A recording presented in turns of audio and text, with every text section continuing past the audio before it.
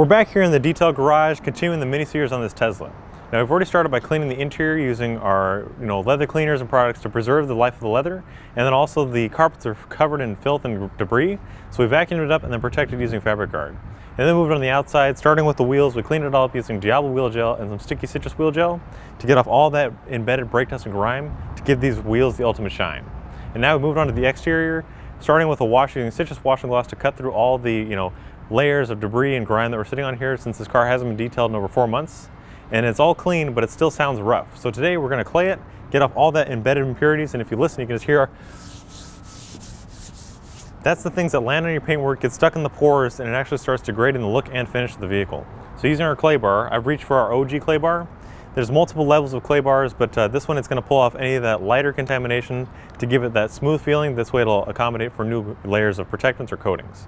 So what you need to do is first obviously wash the car, which we've already done. And now taking our clay bar, I'm going to pull off a small piece. So you want to start with a very small piece and then knead this up into a patty. You don't want to use the whole bar up at once because this is like a piece of gum, and if you do drop it, you're going to have to throw the whole thing away.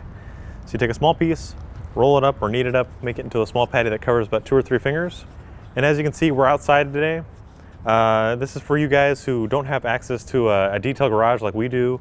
You have to do all your detailing work outside, so we're going to show you that it is possible to clay your car outside, just making sure that you're not doing it in direct sunlight. And now starting this small section, I'll just spray a little bit of clay luber on there. A little bit on the bar and also on my hand because it will stick to anything.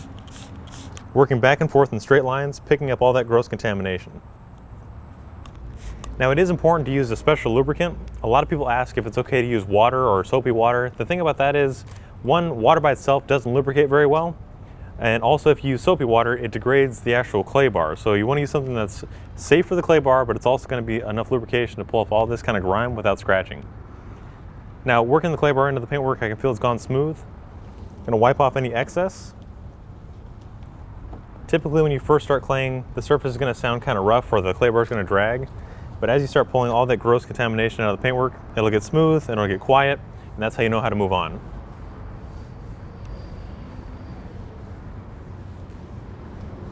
So real quickly, we'll check our work, and just by the feel and sound of the hood over here, completely quiet. And then down to here where we haven't clayed,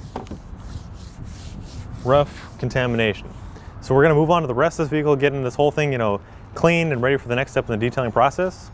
Clay bar, you can do this, once or twice every year, and this is gonna help to give your car the ultimate shine, and it's also gonna make it easier for your glazes, sealants, waxes, any kind of coating to stick to the surface, making it look better and last longer. So if you guys want more with these products, check it out on our website, chemicalguys.com.